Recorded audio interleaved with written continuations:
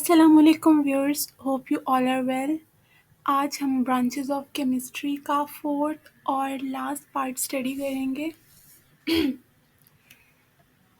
तो देखते हैं आज के लर्निंग आउटकम्स। आज हम स्टडी करेंगे इन्वायरमेंटल केमिस्ट्री और एनालिटिकल केमिस्ट्री के बारे में। तो सबसे पहले है इन्वायरमेंटल केमिस्ट्री, मतलब हमारी इन्वायरमेंट का केमिस्ट्री के साथ क्या रिलेशनशिप है। तो इसकी डेफिनेशन है, it is the branch of chemistry in which we study about the components of environment and effects of human activities on the environment। Chemistry की इस ब्रांच में हम स्टडी करेंगे इन्वायरमेंट के कंपोनेंट्स को और ह्यूमन एक्टिविटीज़ के नतीजे में हमारे माहौल पे कौन कौन से असरात मुरतब होते हैं उनके बारे में हम स्टडी करेंगे। ठीक है, तो देखते हैं कंपोनेंट्स ऑफ इन्वायरमेंट को। अच्छा, तो इसमें शामिल हो जाता है atmosphere, hydrosphere, lithosphere and biosphere. Atmosphere का मतलब होता है हमारी जो आबो हवा है, ठीक है, उसके बारे में जो स्टडी होती है। और हाइड्रोस्फेयर, हाइड्रा का मतलब होता है वाटर, तो हाइड्रोस्फेयर में हम पानी से रिलेटेड स्टडी करेंगे, ठीक है, जिसमें ओशंस आ जाते हैं, रिवर्स आ जाते हैं, ठीक है, पॉन्ड्स वगैरह, ये सारा कुछ। आगे है लिथोस्फेयर। अच्छा, लिथो का मतलब होता है स्टोन्स, तो लिथोस्फेयर में स्टडी की जाती है रॉक्स की, या फिर ये जो होता है स्टोन्स और जो सॉइल होती है उसके बारे में। और लास्ट वन है बायोस्फेयर। बायो का मतलब होता है लाइफ, तो इसमें हम स्टडी करते हैं लिविंग कंपोनेंट्स के बारे में। अब वो लिविंग कंपोनेंट्स कौन कौन से हो सकते हैं, वो बर्ड्स हो सकते हैं, वो एनिमल्स हो सकते हैं, प्लांट्स हो सकते हैं, ठीक है। नेक्स्ट है effects of human activities on the environment. अब इन्वायरमेंट में ह्यूमन एक्टिविटीज़ के जो इफ़ेक्ट्स होते हैं वो कौन कौन से हो सकते हैं। वो डिफॉरेस्टेशन हो सकता है, मतलब दरख्तों की जो कटाई होती है वो। पोल्यूशन हो सकती है, पोल्यूशन में वाटर पोल्यूशन, नॉइज़ पोल्यूशन और ये एयर पोल्यूशन वगैरह, ये सारा कुछ शामिल है। फिर ओवर पॉपुलेशन, ठीक है।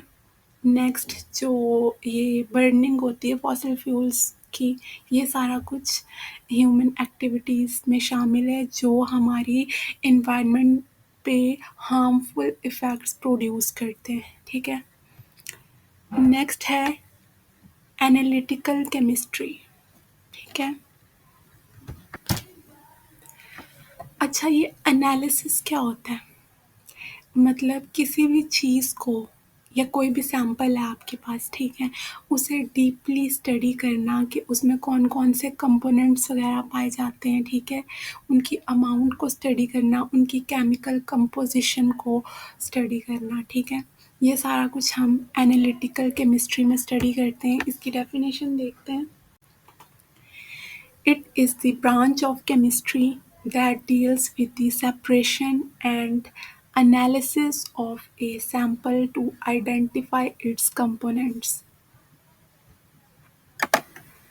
अच्छा, इस ब्रांच में क्या होता है कि हम इस चीज़ को स्टडी करते हैं कि फ़र्ज़ करें हमारे पास कोई भी एक सैंपल है, ठीक है, तो उसे किस तरह सेपरेट आउट किया जाए और उसे सेपरेट करने के बाद उसका डीपली एनालिसिस यानी कि उसका तजज़िया किया जाए, ताकि हमको ये मालूम हो सके कि इसमें कौन कौन से कंपोनेंट्स पाए जाते हैं, ठीक है। उन्हें आइडेंटिफाई करने के लिए हम इस एनालिटिकल केमिस्ट्री को स्टडी करते हैं, ठीक है।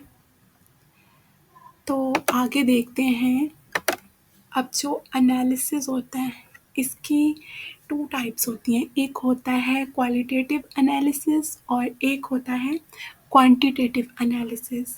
क्वालिटेटिव एनालिसिस में हम क्या करेंगे, कोई भी सैंपल है या कोई भी सब्सटेंस है हमारे पास, उसकी क्वालिटी को स्टडी करेंगे, और क्वांटिटेटिव एनालिसिस में हम उसकी क्वांटिटी, उसकी अमाउंट को, ठीक है, स्टडी करेंगे।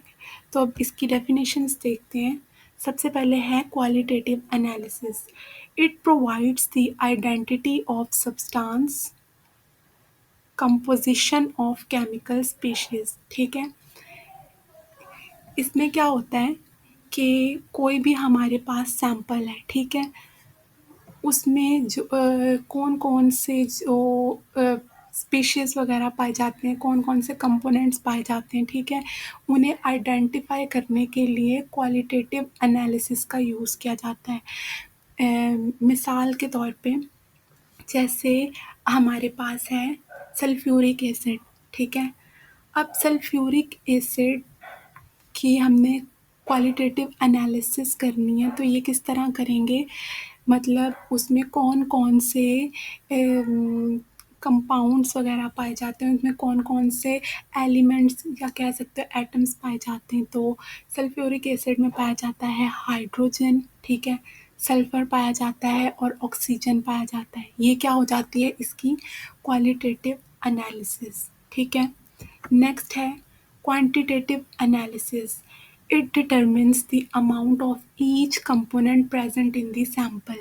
इसमें क्या होता है कि हमारे पास जो सैंपल है, ठीक है, उसमें जो जो उनसे कंपोनेंट्स पाए गए हैं वो कितनी मिकदार में पाए गए हैं, उस चीज़ को एनालाइज करने के लिए हम क्वांटिटेटिव एनालिसिस का यूज़ करते हैं। जैसे यहाँ पे भी आप सल्फ्यूरिक एसिड को ले लें।